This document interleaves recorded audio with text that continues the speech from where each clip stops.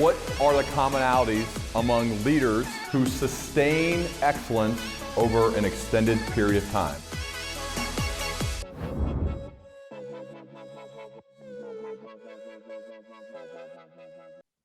All right, BJ, it's good to talk to you, man. It's been so long, too long, but I want to remind you of the first time that you and I talked, because I'm almost certain that you don't remember it, but I definitely do. So I was with my boss on a call. Her name at the time, Dustin Kim, who I've recorded with recently. Yeah, Dustin's great. Yeah. She's the best. And it's us three. I think it was like a conference call. It wasn't on video or anything. And I had heard about BJ Schaknowski, and I was like, who is this guy? You know, he sounds like a character, and I hear he gets things done. No, like that's what you were known for. And we start talking. I think it was within like the first minute. You said something along the lines of like, well, man, that's like, you know, those employees are like 60K with full bennies and everything. And I was like, what? Who is this guy? Like, he just speaks like my friends and so informal and not corporate speak. And I immediately fell in love. I said, this is the type of leader that I want to be, who the second we meet, he doesn't feel like he has to talk like a corporate senior exec. He talks like a real person. And I love that. And I've learned from others in your orbit that's just a part of who you are, and what it is a part of why people actually like and respect you. I know you don't remember that moment because you probably do that every day, but can you talk a little bit about like talking like a real person in the senior corporate world? Yeah. Hell, when you and I were growing up, they would have said if we did that, we'd never get anywhere, right?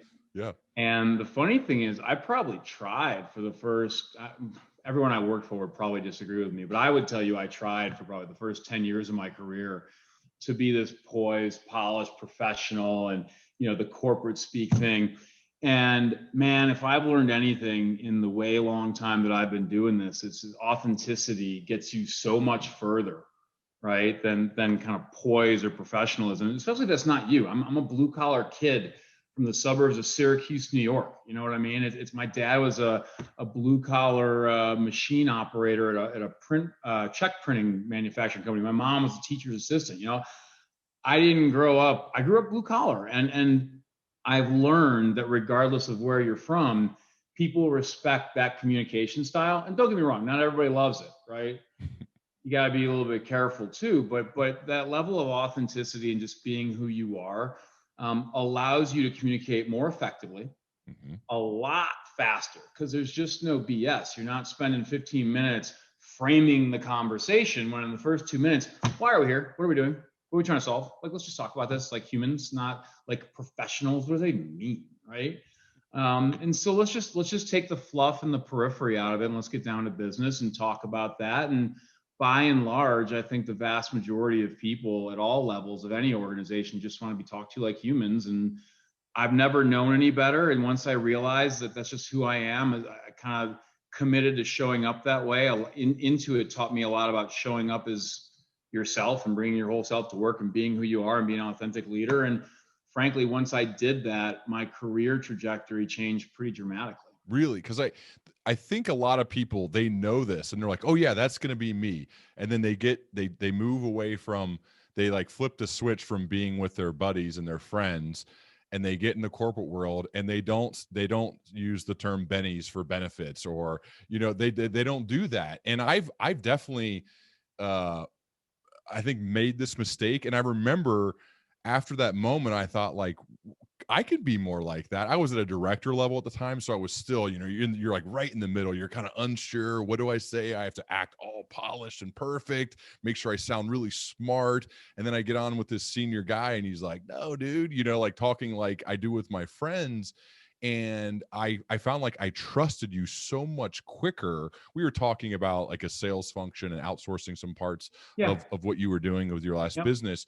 But I think that takes a lot of confidence, and it takes time to build. Like, how are you able to build up the confidence to be so authentic, like the first time meeting other people? I mean, some of it is just personality driven. You know, if you subscribe to any of the personality types, right? I'm a red, yellow on insights, right? I'm outcomes through people. if you look at Myers-Briggs, I'm an ENTJ, right? So, the tagline is never met a team I didn't think I should be in charge of, right? Which is good and bad, trust me, that can work for or against you. And so some of it, I think, just comes naturally. I wish I didn't have it sometimes because it causes you to go too fast and sometimes make mistakes, right? When you're decisive and confident. And oh, by the way, those can very easily be misconstrued as really cocky and really abrasive. And so learning how to control the beast becomes important. But it's a little bit of knowing your worth, right? Knowing that you are good and reasonably intelligent, maybe middle to slightly right side intellectual bell curve. And some of it's just with time. And it's so funny because I speak to younger employees all the time, right? And the one thing you can't teach is experience. You can try to tell stories, and people, I think, learn more through stories than they do anything else, right? I can read a book, or you can do these things. Your book's phenomenal, by the way. I've actually learned things from your book that I've taken and applied, like to being a new CEO. But people learn from stories, and so the ability to find your voice and be confident in telling your stories, and then you begin to understand to what degree you're relatable or not, right? And then you understand what your strengths are. My strength's been an ability to connect with people, right? Sometimes that works for me, sometimes that works against me. More often than not, it works for me. And business is about speed, man. It's not about being right. It's about speed. The quickest to act is typically the best competitive differentiation you can have. And if you're willing to act and be decisive and be confident, internal initiative, external market facing thing, and then just having such a high degree of humility to where when you're wrong, just admit it and pivot, because who cares? It's business. We'll figure it out, right?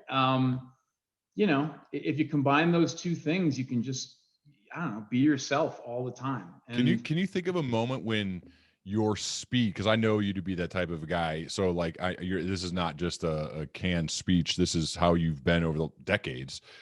Can you think of a time, or two times actually, one when the speed got you in trouble, and maybe another time or two, and this is kind of an ongoing thing, but another time or two where your willingness to move with speed and be decisive has really helped both you as well as the business where you were working?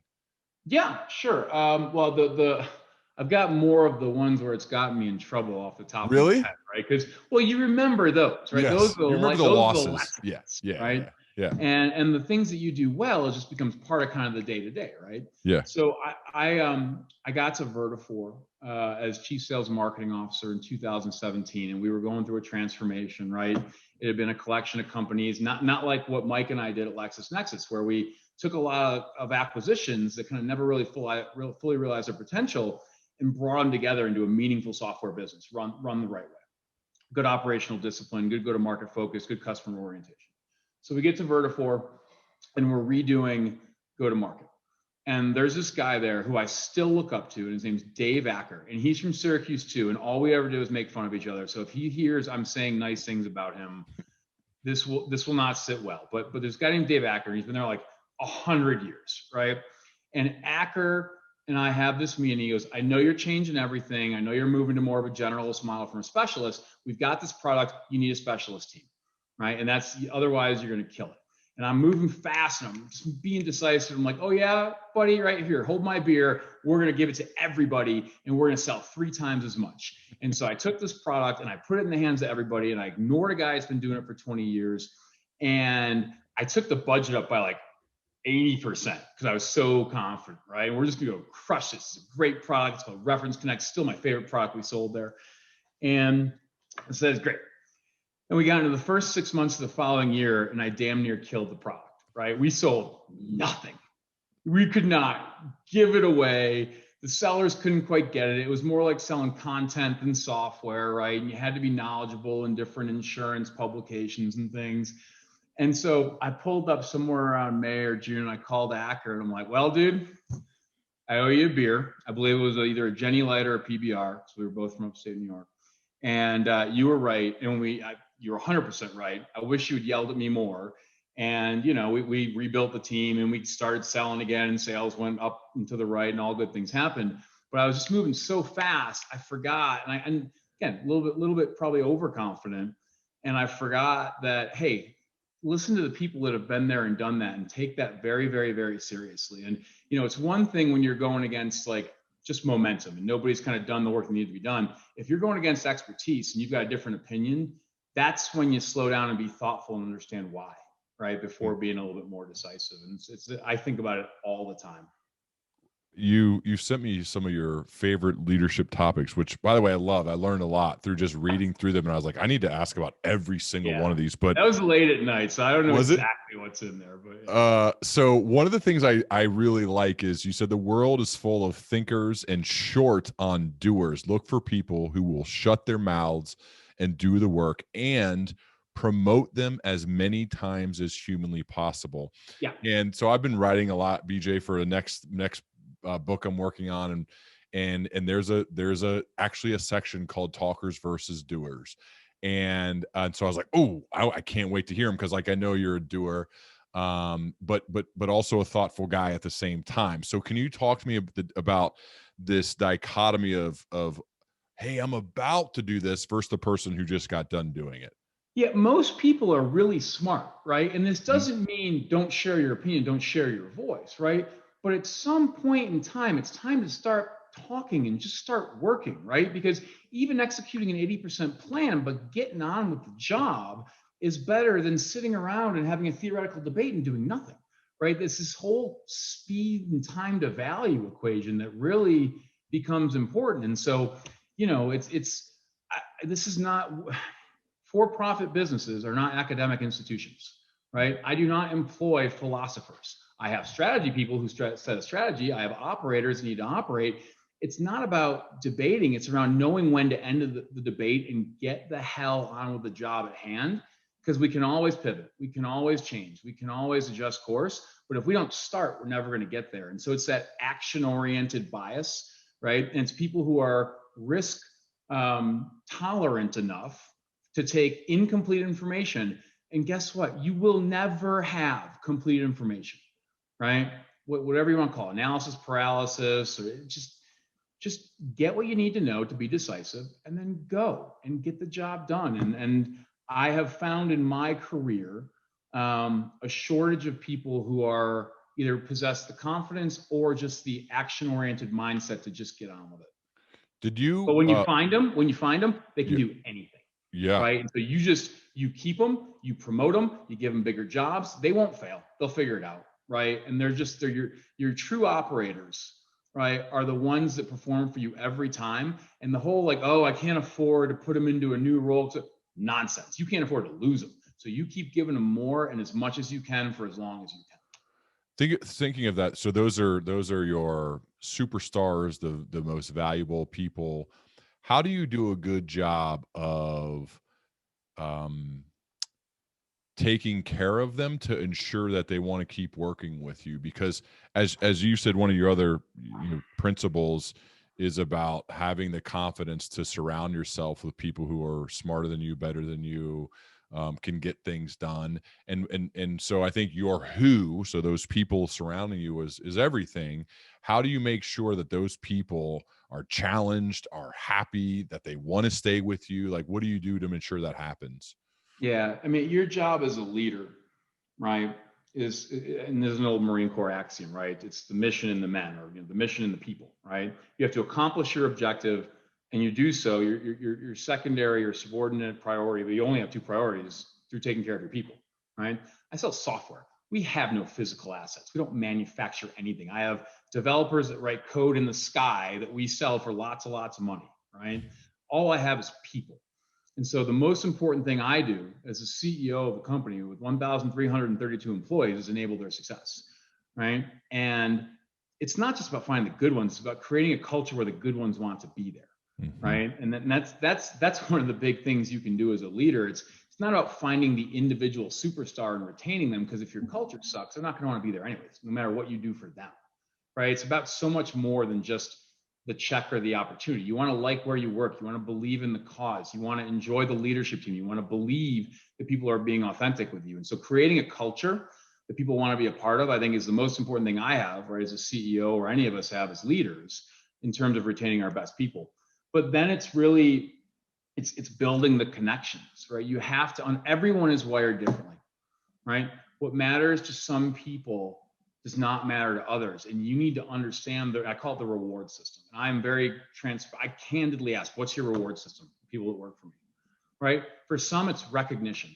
Just tell me I'm doing a good job when I'm doing a good job, right? For some, it's brutal feedback. I want you to beat the crap out of me. And every 30 days, I want to know where I could be better. But that's, they crave that, right? For some, it's money. And that's cool too, because that's a big reason why we work. And so nobody will ever get sideways with me saying, hey, I'm doing this for the paycheck. So you reward me financially, you got me forever, right? And for some, like for me, my reward system was always more, right? If I do a good job, give me more. If I have shown a demonstrated competency or ability to drive an outcome for you, trust me to do more. It was always about scale. I didn't care about I learned, thank God, in my late 20s, titles don't matter, right? When I was a senior director at Sage, I went to be a director at Intuit.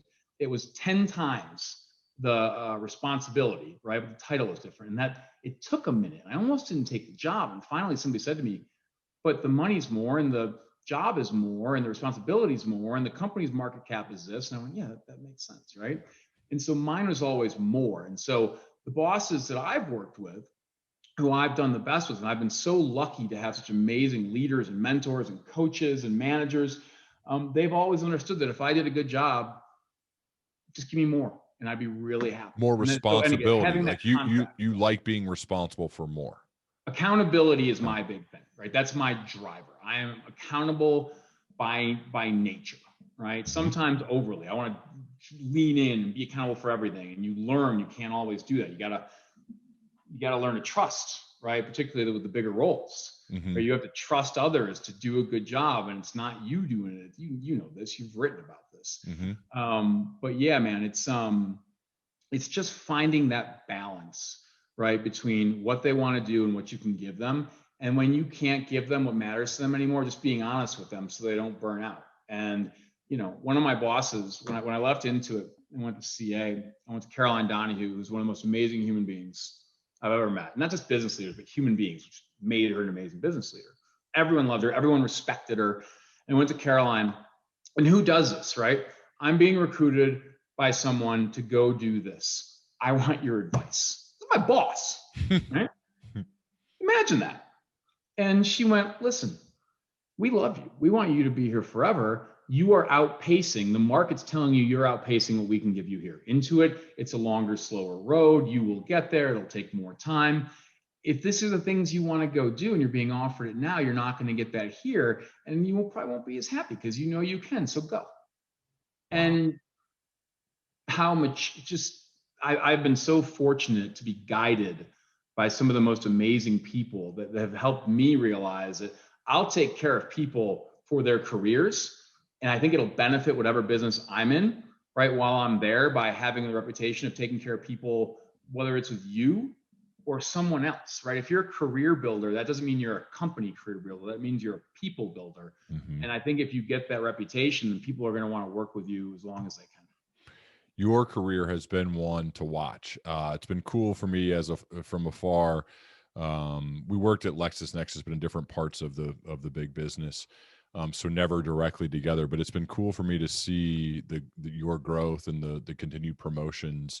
Can you, I think there's a lot of people who are curious, and I know I am too, with people I work with, to like how you go from one job to the next, especially when you're getting more accountability, more responsibility, bigger jobs. So could you do like a mini walkthrough, not like a whole walk me through your resume, but a mini walkthrough from like job to job, and more importantly, why you think you got hired for each of these bigger roles? Yeah. And it's funny, I'm the opposite of my old man, right? He worked for one company for 30 years. By the way, the same company my grandmother worked for, right? Really? For like 37 years. Yeah. She went from the secretarial pool to like the first female corporate executive of this Fortune 500 manufacturing company. She's like 4'10", wildly intimidating, right? She's amazing. She's still playing golf every day right now. It's funny. She's hardcore, but yeah, I rarely have looked to make a move. It's you build relationships and you develop a reputation, first of all, more than anything else. This is what I think a lot of the folks in kind of the younger ranks are figuring out now. None of it matters unless you deliver value, unless you create outcomes. Right? That's the most important thing. And Intuit kind of taught me it's the what and the how. So I was delivering outcomes really early. So people knew, you bring me in, and originally it was like a little bit of a 7-pound sledgehammer, right? He's going to get it done, but there will be some broken glass. And for some people, that's okay, because you got a problem to solve, right? And you're willing to deal with the collateral damage. Like what though? What does that mean though? Like in real life, what is that? What's collateral damage you would create? Like, we're bringing BJ in. We know it's going to get done, but there's also some other stuff. He's like, going to drive peers out of the business. He's going to move fast. He doesn't care about relationships. There will be a lot of ill will, but the business results will be good. Okay. Right? For the first 10 years of my career, I was a horrible peer.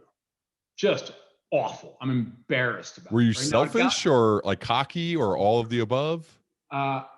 No, just didn't care if my peers were successful. It was about, I'm over this team, we're going to do this. Okay. Not, you're part of a broader system and all ships rise when we're all successful.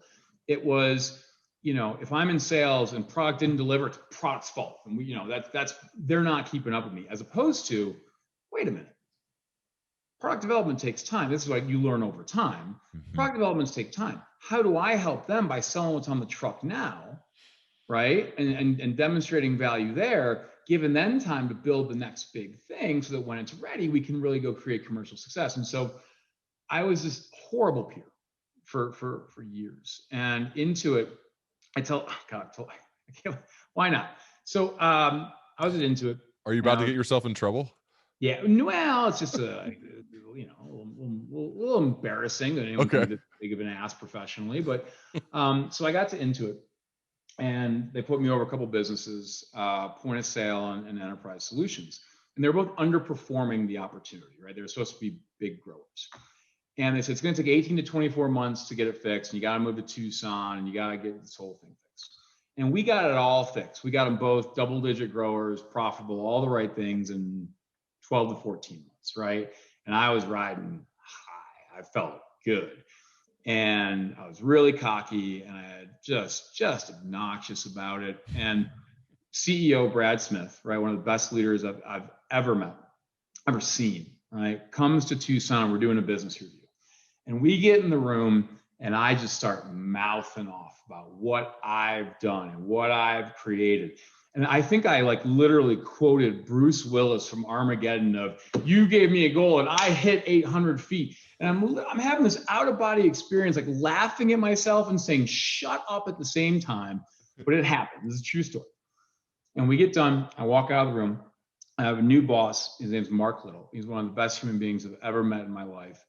And he's like, hey, just hang out here and we're going to, we'll come back a little bit. They were in there for 90 minutes. And at no point did I think this could be bad. I'm like, this is amazing. This is so great. What are they going to give me? This is so good. All right. What a jerk. And so he pulls me in a room after. He goes, well, we've been talking about you for the majority of that time. And I'm like, yeah, that's right. You have, right? Because we had to determine whether or not to let you go and have you exit the company, or to invest in you and get you an executive coach. And basically, he would never say this. He was much more elegant, but basically fix you because you're broken, right? And he said the reason that I think we're willing to invest in you is because for all your issues, it's not your business outcomes. It's you seem to be a learner, right? You seem to have a learning mindset. And so Brad and Caroline and I all said, let's give this guy a shot. And I went home. And I remember thinking, my initial reaction was screw them and how dare they, and I'll go work for somebody else and watch this. And then something, I don't know what it was, I got very lucky. This is career changing for me. It's changed the trajectory of my career. And I said, well, you know what? These people who are absolutely brilliant can hire anyone in the world, and they're telling me something's off. I should listen to them and I should invest in the process, and I'm really going to commit to this. And I worked with an executive coach out of the Valley named Justin Sherman for about 6 months. And it was heavy work, right? And I'm not a therapy guy, nothing against it, just doesn't register with me typically. I don't want to talk about my feelings. I just want to get on with things. But we unpacked it all, right? Why I am and fears and motivations. And my friends from that time at Intuit still refer to it as BJ 2.0, but it changed me as a leader. And I kind of stepped back and went, it's when I learned how to be authentic. It's when I learned you don't have to be the caricature that we all grew up with in the 80s thinking a business person was. It's when I learned be ruthless in decision-making, but nice to everyone, right? And all these lessons and these things kind of became so obvious, and it began to redefine who I was as a leader, who I was as a coworker. I'm actually most proud of who I was as a peer at LexisNexis, to your dad, right? To the folks on the software team, right, under Mike Lips, the peer I was at Vertafore, to our chief customer officer and our strategy folks and our product teams, and it changed the trajectory and the category of who I was. But if it weren't for that, I'd probably still be a really, really big mouth director somewhere, wondering why I just couldn't make it to the next level. But so that, from there, I in no way answered the question you asked, which is, why some of the changes. Typically, it was somebody that I worked with and had the opportunity to work with who wanted good outcomes, and eventually, like the way I did it, would come and present something to me that was too good to turn down. And so when I was at Intuit, it was Dave Bradley coming to me saying, I'd love for you to run global channel at CA. Right? Handed me a $600 million business and said, here's the world. Direct sales and channel sales don't get along, fix it, right? Or Mike Lips coming to me and saying, hey, LexisNexis has acquired 14 software companies and doesn't know how to run them. Let's go build this together, And then even with Vertafore, it was, folks I'd gotten to know really well in the private equity world.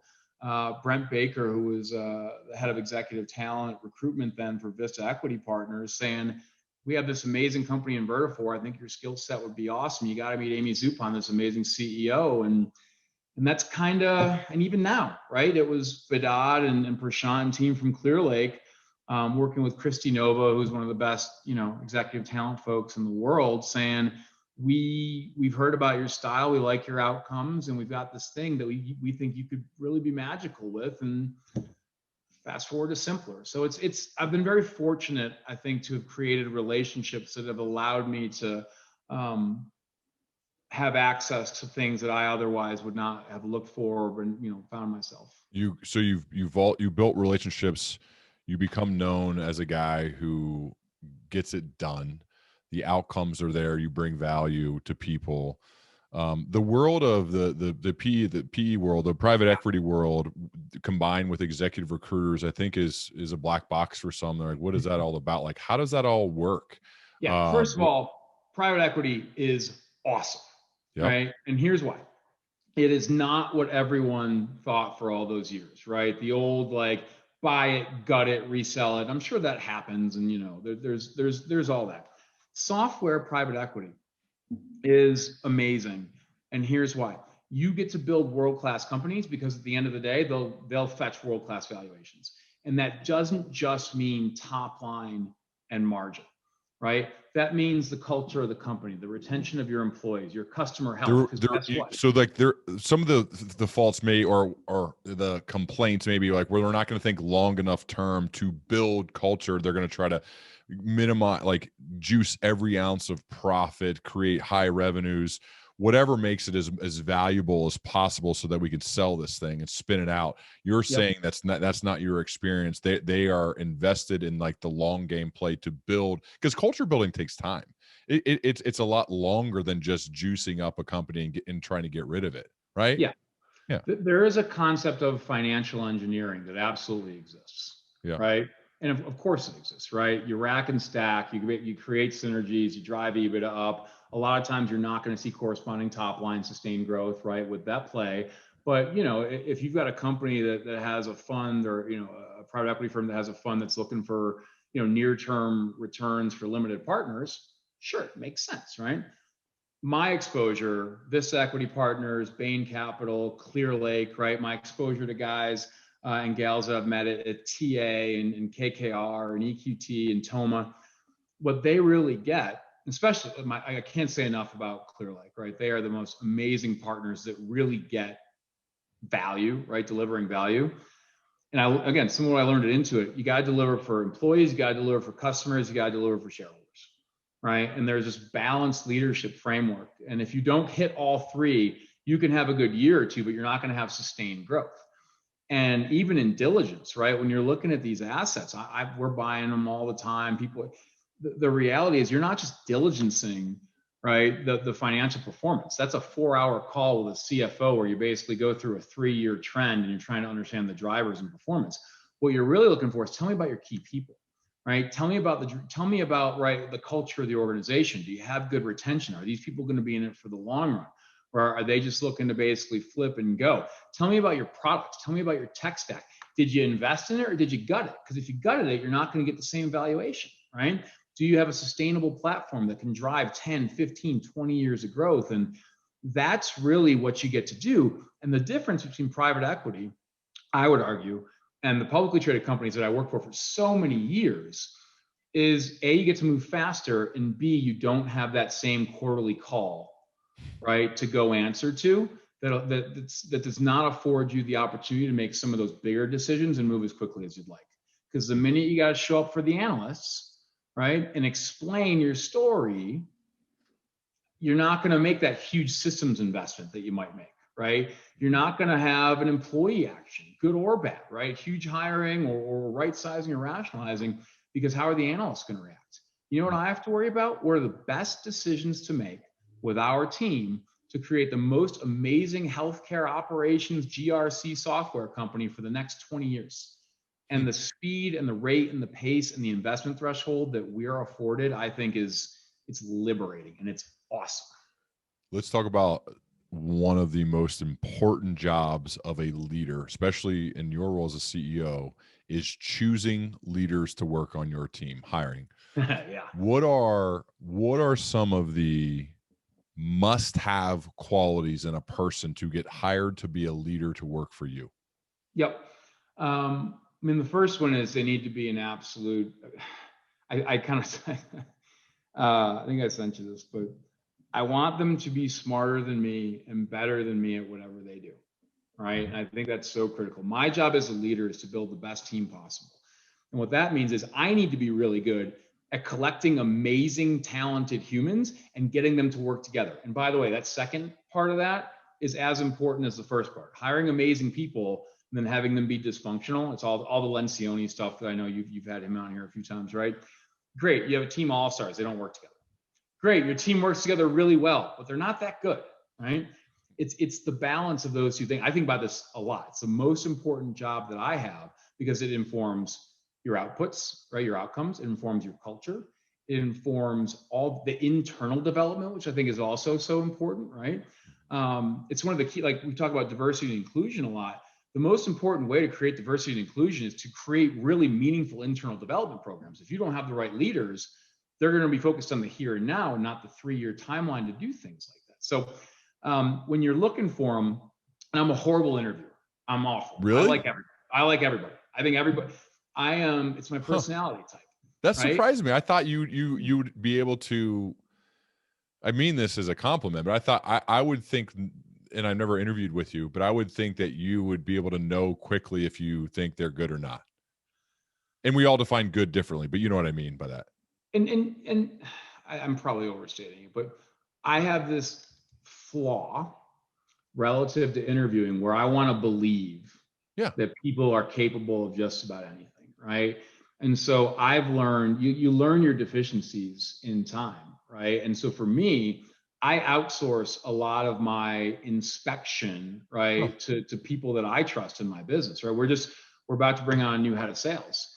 And I can tell you that of the 15 folks I talked to, I thought 12 could do the job, right? I thought 8 could do the job and might be a good fit, right? Now, is that really true or not? No, we have a great team of talent assessors that are personnel. So we are now using data to narrow, right, that gap. And I'm a CEO. I have the ability to have a lot of different resources to bring to bear here. When I was a young leader, maybe not, but no, I rely on the counsel of people I trust a lot. A lot. But what I will tell you is what has benefited me is as much as I'm willing to give somebody a shot, I'm as willing to move them out nicely, but just move them out if they're not going to be successful, right? So I can realize pretty quickly in 90, 120 days if somebody's not going to make it. And I'm just candid with everybody because I think people deserve that. And so I've hired a CMO and, wasn't making it, moved him out a few months later and was really nice about it. Didn't have a bad thing to say, just said, this isn't working out. He went, I know. And everybody, they always do. Right. And that's helped me overcome the deficiency of, I think everyone's capable. But now, especially now when these roles are so big and so important, so meaningful, I rely heavily on people I trust. From a personal perspective, because I would imagine, given that you outsource part of the process to people you trust that are really good at this, so by the time they get to you, you could probably tell that their expertise and competence level is what it needs to be for whatever the specific role is. Yeah. What about from the human side, the people side? What are the qualities in a person that you really want to be a part of your leadership team? Yeah, I mean, that's where I spend the most time, right? Because it's about fit. It's about that second half of getting the executive team to work together effectively. And a lot of times that means I'm not looking for a cookie cutter personality type, right? I need diversity of thought, background, experience, socioeconomic status, education, right?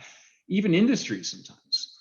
And if you don't have that, you're not going to have, I think, if you have a really homogenous leadership team, and a lot of people just look at that and they just say, oh, it's race or gender or age, right? And those are three really important things, but there's so much more that goes into diversity of background and thought. And so I spend a lot of time evaluating, where our gaps are, where we don't have, my team right now is probably a little bit, we're really operationally focused. And I've got my chief strategy officer is the most amazing process person, or one of the top couple I've ever met in my career, right? We need a little more of that. So as I look to hire on a new chief sales officer, is he or she going to be really process oriented? Because we need to bolster the executive team. So I look as much at the health of the executive team as a whole, and I try to fill those gaps than I do just is he or she able to do the job? If you get in front of me, you can probably do the job. It's how do you make us, and by us, I mean our company, better. And so I think about that a lot. One of the things of your favorite leadership topics, you said, when no one else will, get on the plane and get to Singapore. What does that mean to you? Well, everybody, you have these younger earlier in career employee meetings, and they ask, well, how did you get to be a this by that? And I'm like, you know what? Sometimes you be the hardest damn worker in the room. And you know what? If your career, again, there's no wrong. What matters to you matters to you. And I can't say that strongly enough, right? But if career advancement matters to you, sometimes if somebody needs to fly to Singapore for a 4-hour meeting and to let somebody go over the course of a weekend where you had some other plans, you do it, right? And you need to make those sacrifices and those trade-offs. And yes, that should be the exception. If that's happening all the time, you got a bigger problem going on at your shop, right? But sometimes you just got to bite the bullet. And it's an old Marine Corps thing, right? You want to get promoted, you want to move up in rank, sign up, volunteer for everything. Job nobody else wants. Great, I got it. Who wants latrine duty, this weekend? Ugh. Whatever, put me down. I'll do it. It needs to get done. I'll do it. And just that mindset of whatever it takes to move the organization forward, that selfless engagement, that gets you noticed, that'll move you up. We haven't brought up your military service, 8 years. Why did you choose to go into the military? And it seems like part of every answer is infused with your experience there, which is awesome. It just is. I love to learn more about how that impacted you as a leader as well as your whole career. Yeah, I mean, so it's funny. I always say I've done a lot more relative to the military since getting out than I did when I was in, right? I was an 8-year reservist from 96 to 04 in the Marine Corps, and I never got deployed, right? I got activated for Enduring Freedom, showed up to San Diego, played 11 days of volleyball and drank Corona, and they sent me home, right? I mean, it's kind of embarrassing as a Marine during that time frame, but very proud to have worn the uniform, very proud of my service, very proud to have gotten to know so many of the heroes that I did get to know, right? And I think it's really informed how I think about diversity and get it done, and the value of, someone who I know will show up every day versus even things like a 4-year liberal arts degree, right? You give me a 4-year Army, Marine Corps, Navy, Air Force, Coast Guard veteran, right? Versus a 4-year, 21-year-old liberal arts degree, never had a job in their life. I can tell you which way I'm going all day long. Mhm. You know, it's more about getting things done. I went to college. You know what I learned in college? I drink beer and almost fail out, right? That was great. I went to business school to master my craft, got a 4.0, paid for it myself. Learned, you know, it's a whole different application there. But the Marine Corps taught me two things, right? Number one, I did the fat, drunk, and stupid thing, right? Through the first 2 years of school, I was fraternity rugby first, academics second, right? I pulled up at 19 and went, this ain't right. And so I enlisted in the Marine Corps, and I went, I need something, right? I need some structure and some discipline. I'm Wow, you were naturally in wired. college though. Like that doesn't happen, Yeah, does it? I mean, that yeah, never yeah. Oh, happens. sure, yeah. Why not? So I spent my sophomore summer at Parris Island, South Carolina, in the hottest time of the year, which is really smart. And then the next summer, I went to infantry school for 3 months.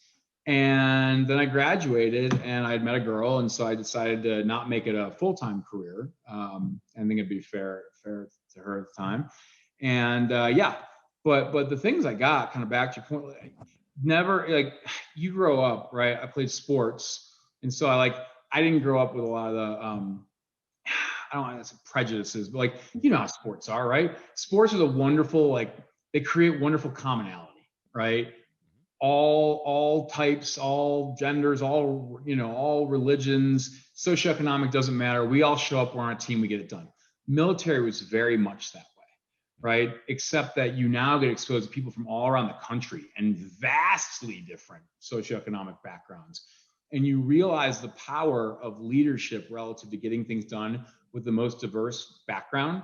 And you think, okay, if we can do it here, we can certainly do it in business, where you get to pick who's on your team. In the Marine Corps, you don't get to pick, you just got to make it happen, right? In business, you at least get to kind of pick who's on your team. And a lot of those rules, treating everybody fairly. I love them. There's a saying in the Marine Corps, there's no black or white, there's green. Right? We're all green, all different shade of green. That one's always stuck with me. And just this whole concept too of prioritization, right? It's the mission and the people. If you don't accomplish the mission, you're not going to have happy people. A little bit different consequences in that environment, right? But really applying that, and listen, we're all here to create an outcome, and if we do, we'll be able to do amazing things for our people. But you got to earn the right to be on that team. And I also learned the concept of hard work and sacrifice. And there are a lot of real patriots. Not everybody, right? But a lot of real patriots who join the military because they have genuine respect for and love of country. And I try to hold myself in that regard as well. And so being around people who very much care about our country like that is also, it sounds a little homerish, but it means a lot to me. And it was really important as I was kind of laying some of those base values to becoming an adult and how I'd be a leader and how I'd be a citizen. And I needed it at the time, and it was the right thing for me at the time. You've said that you will never truly be ready for the next big job. Take it anyway and figure it out fast. Like, have you ever gone into a job feeling like I'm good, I got this, I'm ready to go? Or every time are you quietly, maybe in your mind, a little bit scared, like, I don't know if I know what I'm doing, I'm figuring this out as I go? Kind of neither, right? Okay. I've read a lot about this whole imposter syndrome lately, and I get the intent behind it.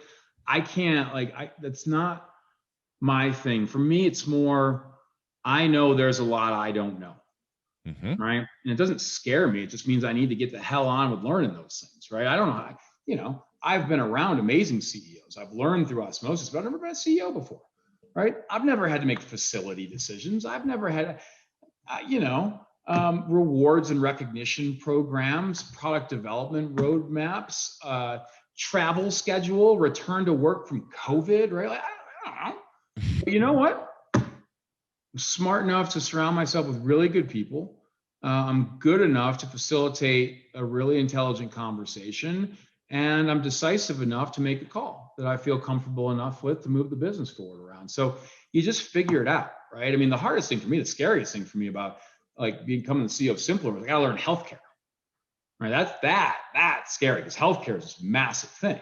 But you know what? We did it in legal, right? I could probably still tell you how to run a large law firm better than a lot of folks that run large law firms. What's your process? Let's think about that. Like, what is your like different industries? Because I think this is scary for a lot of people. Like, this has happened to me. Yeah. I went from Lexis to Elsevier Clinical Solutions. I was running sales for a big business Yeah. at Elsevier, and I'm not gonna lie, man. Like at the beginning, it felt not that good because I was on a learning mission, and I would go ride with reps as much as possible, and I'm sitting in these meetings, and I'm the dumbest person in the room. And that Yep. was uncomfortable as the leader, the senior leader of everybody in that space. And I knew the least. And I'm not going to lie, man, I didn't love parts of that. I loved learning. I took a ton of notes, but I wasn't really a value add outside of kind of like how to run a meeting, but I didn't know what they were even talking about. And I didn't like that part of it, you know? It's humility. My wife would argue that I have very little, but what I consider humility, which is the ability to laugh at yourself, right? Yep. Which I am an expert at, has served me well. And again, it goes back to this level of authenticity. My first couple of weeks here, they were dropping me in at my request, right, into calls with chief medical officers of some of the biggest healthcare systems in the country. These are professional MDs that run hospitals, right? And me. And you know what you do? You show up and you go, I have no idea what you do on a daily basis, but I'm willing to learn. Mm-hmm. And by the way, here's what I do know. I do know that software modernization, right, can really improve an industry. I do know that healthcare is fundamentally broken in that regard. Help me learn where I should go point my organization to make it better. And guess what they do? Awesome. You are actually here to make a difference. And they talk, and you just, when in doubt, go to your customers, right? I mean, everyone inside it has a little bit of an internal bias or it's not fair, but a lot of people do. Go to your customers. They'll tell you in your focus, and they'll be ready teachers, particularly those who've been in that vertical for a long time. You just need to be humble enough to go. I was on a call with the chief compliance officer of a large healthcare system this morning, right? I don't know what she does every day. I know it's really important. And you know what I said to her? What you do every day is really important. And I don't know what it is every day. But I know that we've got technology that can probably automate and simplify it. So let's work together. You teach me, and I'll help you understand where technology can probably help improve some of those things. And we had a wonderful call, right? And I think I added some value, and she added a ton of value. And if you show up authentic, it's okay to not. Nobody expects you to know everything. Now, if I come back in a year and I don't know anything, we got a problem. But that's also not going to happen, right? I won't let it happen. I know it won't happen, and so.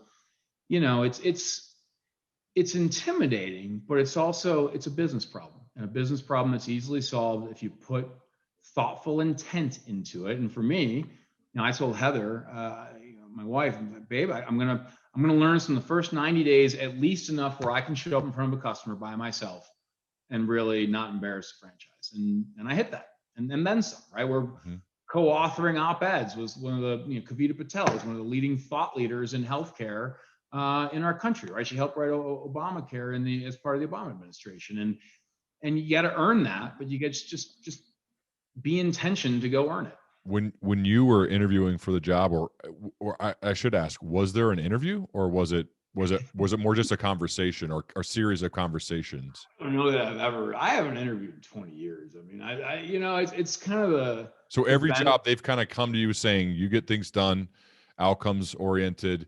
We want you to do it, and you have a conversation, and it's more you interviewing them, or what's it like? Because this fascinates me, man, how people get jobs. Because I feel like I'm asked this so much about, well, how do you get that job, or how do you get the next job, or how do I do that, or how do I do this? And so one of the ways to learn is for me to ask somebody who has continually grew their career, how and what like take me inside the conversations, whether they were interviews or you interviewing them, or I'm curious about that. Yeah, and I probably, as soon as I say that, I realized, when I went through the Vertafore process, Amy Zupon, CEO of Vertafore, Jason Park, who was kind of the operating partner at Bain Cap, and Darren Abramson, some of those guys. But even I just treat them like conversations, right? I mean, it's just people talking to people and having the confidence. So even if you really want something, if you don't get it, it'll be okay. And I'd rather respect, trust, understand the people I'm going to work with and for. And so I've just always approached those conversations from that way. And I'm sure they were interviewing me, but I was approaching it a little bit more informally. And even when kind of symplr came up, I'd gotten to know the Clear Lake folks really, really well. And I think there was a lot of mutual respect there. And it kind of became we think there's a fit. I agreed. What makes the most sense? Where can your background benefit, right, one of our organizations the most? And we found this fit, and it was just collaborative. But again, it kind of comes back to that confidence. Know your worth. Never sell your snot. Listen, we've all been in certain situations where you need to go get a job, and it's just, you make whatever you need to do happen, right? We've all been there. My first job was a bill collector. I was getting married. I needed a job. And so whatever it takes, right? I got a job as a bill collector. Did it for 6 months, made some money, got into sales. But beyond that, when you get a little bit more established in your career, just be confident in your worth, and look for people you want to work with, and look for an opportunity that you can really wrap your arms around and really care about. Like for me, improving healthcare was super cool. Right? Imagine the opportunity. Like literally, if we do our job, yeah, we'll make good money doing it, but we're going to improve healthcare.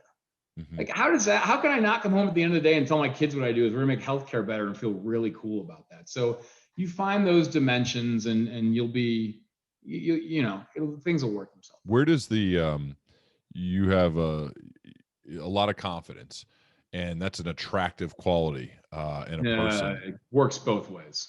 Okay, let's talk about that.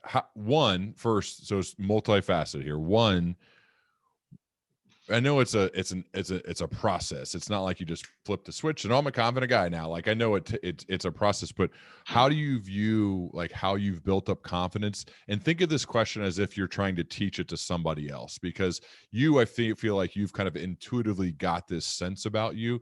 Let's say you're trying to teach a younger mentee how to be more confident about themselves as they grow their career. What would you start? Like, what are some of the things you'd say to them? Number one, you need to find something in your life where you have a demonstrated either competency or mastery, so you understand what that feeling is, right? And I don't care if it's CrossFit, golf, marathon running, whatever it is. If you're good at anything, right, you understand what it feels like to have a level of confidence. And then you just need to find scenarios in your work day to day where you can bring your level of expertise, your level of skills, whatever your gifts are, right, to a certain situation. And then you need to be conscious of it, right? It's the ladder of competency, right? You go from unconscious incompetence all the way up to, unconscious competence. And it's kind of, you gotta get that feeling, and you gotta be comfortable in your own shoes. And I had a guy that worked for me, Eric McIntyre, in Tucson. He was a rep, and I'm sure he'll hate me for telling this story. And we promoted him to manager. He's so good. And the first time I made him speak in front of 30 people, he passed out, right? I had deathly fear of public speaking. And he said, well, what are we going to do about this? And I said, you're going to get up there again next month. You're going to do it again. And in the interim, you're going to practice with me. And then you're going to practice with your team of peer leaders. And then you're going to practice with a little bit bigger group. So at every step, you're kind of building that level of confidence such that when you get in front of 30, 40 people, okay, it's a few more, but I got this. And the next time he did it, he crushed it. Ended up becoming the site leader for 900 people in Tucson. Imagine you pass out, right? You almost wet yourself the first time you have to speak to 30 people. And then a year and a half later, you're speaking to 900 on a regular basis, right? You just got to find your spot. You got to have somebody that believes in you, and you got to work your way there. But once you get it, it's infectious, and you won't remember what it was like before. And it's pretty cool. What about you said it works both ways. Like, what's the downside there to being a confident guy? Yeah, you can unintentionally, and people, they don't know that unless they know you, right? People, you can come across, if you're not careful, as it's about you, or you're just this bulldog that doesn't care about them, right? I don't have a lot of empathy. I care about people very much, and there's a difference, right? But you said you don't have a lot of empathy? I don't. I'm like 0 on the empathy scale. And all that means is I can't relate to how someone else is feeling to something. It doesn't mean I'm a sociopath, and I care very much for them, but like, it's not how I think. It's not how I process. Give my wife fits, by the way, right? Like, what about for her? Like, are you able to, like, how does that work in a marriage? It seems like that'd be tough. I love my wife more than any other human being in the history of human beings. And I cannot relate to how she feels sometimes, right? It is hard, right? And God, imagine if you're her dealing with that, for God's sake. I think, by the way, it's also benefited me in business well, because it does enable me to, kind kind of separate myself when you're making business decisions, which is hard, right? From people that you know and love. And but yeah, man, it's been an interesting thing to deal with, because again, the personality, the volume, the speed, the language that I use, can come off as obnoxious or abrasive or even offensive sometimes. And like, I'm mortified when that happens, but it does from time to time. And I never mean for it to, and I'm always very apologetic when it does, but it's kind of the downside. Is that a misconception of you think, from some people? Yes. What do you mean? Less so now, I hope. Yeah. Certainly more so as I was coming up, because you got to remember too, when you're coming up, everybody's kind of competing for a few spots, right? And so there's always this thing. And then when you get a little bit more senior and you just show up and you say to your chief customer officer, Cassidy, hey, I'm here to make you successful. I know you're here to make me successful, and you forge those relationships, you can get over it. Right. But initially, yeah, people go, who's the short Polish guy with the big mouth who swears a lot? And that's why, by the way, though, that building that trust and building those relationships matters so much, because I need them to see through some of my communication flaws, just like they would expect me to see through some of the nuance and how they communicate or like to be communicated to. And you got to learn that over time. Hey man, I know we're at time, and you got a busy schedule with your job. I'd love to do this again at some point in the future, though. If you'd be down for it. I still have tons of notes and thoughts to talk to you. You have like world leaders and visionaries. If you want me to post, man, I'll post. This has been super fun for me. I'm just honored. I'm honored. I love the work you do, and I just want to thank you, because I think the book you put out. I thought I started writing a book called Junior Executive years ago, and just frankly, work got in the way of finishing it, and it was a lot of the similar concepts, but you're doing a lot of good work on behalf of a lot of young leaders, and that's where so many businesses fall down. And so you keep doing what you're doing, because you're making like a generational difference here. Oh man, that means a lot coming from you. I look up to you and I follow you from afar. I know we don't get to talk that much, but I love to change that, and I want to be more intentional about that. One of my kind of principles is just to be much better about my who.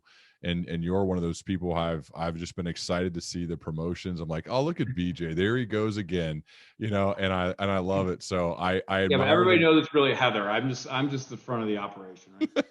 Well, hey, you've done that well too. And I can say I was in Hawaii with you when you guys got married. We were on a circle trip. So eloping rules. I'll just throw that. I'll end on that. I love it.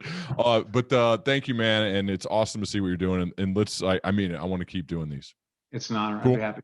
All right, man. Thanks, BJ. Thanks, Brian. Okay.